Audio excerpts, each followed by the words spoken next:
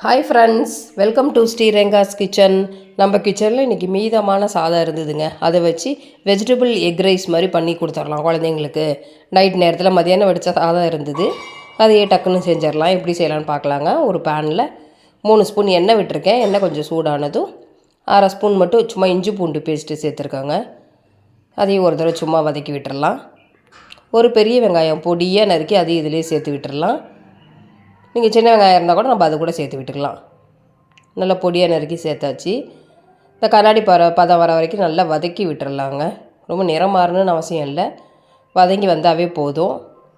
இப்போ beans, carrot, வீட்டில் இருக்க நம்ம என்ன வெஜிடபிள்ஸ் இருந்தாலும் நம்ம சேர்த்து விட்டுக்கலாம். ஒரே ஒரு பச்சை மிளகா காரத்துக்கு சேர்த்துருக்கேன். நல்லா வதக்கி விட்டுறலாங்க. நம்ம என்ன வீட்டில் குடமிளகா எந்த காய் இருந்தாலும் நம்ம என்ன கோஸு எந்த காய் இருந்தாலும் நம்ம சேர்த்து விட்டுக்கலாம். நான் இன்றைக்கி பீன்ஸு கேரட் மட்டும் தான் இருந்தது, அதையும் சேர்த்துருக்கேன். கொஞ்சமாக காய் வதங்கிறதுக்கு மட்டும் உப்பு போட்டிருக்கேன். 1/4 டேபிள் ஸ்பூன் மஞ்சள் தூள், கொஞ்சமாக கரம் மசாலா, 1 ஸ்பூன் சாம்பார் தூள் சேர்த்துருக்காங்க. ஏற்கனவே காரத்துக்கு ஒரு பச்சை மிளகாயும் சேர்த்துருக்கோம். வீட்டில் இருக்க எல்லாத்துக்கும் செய்கிறதுனால கொஞ்சம் காரம் அதிகமாக தான் நான் போட்டிருக்கேன். நான் 1 ஸ்பூன் நிறையா போட்டிருக்கேன். அதையும் நல்லா வதக்கி விட்டுறலாம். அந்த எண்ணெயிலே நல்லா காய் நல்லா வதங்கி வெந்து வந்துடும். இப்போ 2 முட்டையை மட்டும் நான் உடச்சி ஊற்றிக்கிறேன். நான் உங்களுக்கு முட்டை ரொம்ப பிடிக்கும்னா இன்னும் ஒரு முட்டை கூட நம்ம சேர்த்துக்கலாம். நான் 2 முட்டை மட்டும் இன்றைக்கி உடச்சி ஊற்றிருக்கேன். அது ஒரு தடவை காய்கறியோடு நல்லா கலந்து விட்ருங்க. முட்டையும் நல்லா வெந்துடும் அந்த ஹீட்லேயே. இப்போ நம்ம சாதம் எடுத்து வச்சுருக்கோம் இல்லைங்களா, மதியானம் வடித்த சாதம் இருந்தது, அதையும் இதிலே சேர்த்து விட்டுக்கலாம்.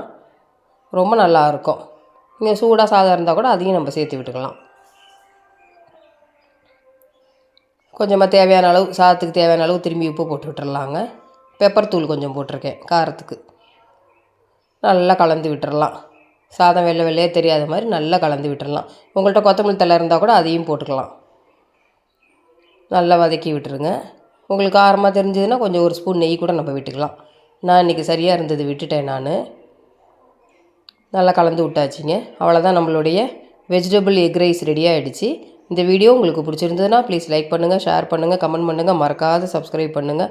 தேங்க்யூ ஃபார் வாட்சிங்.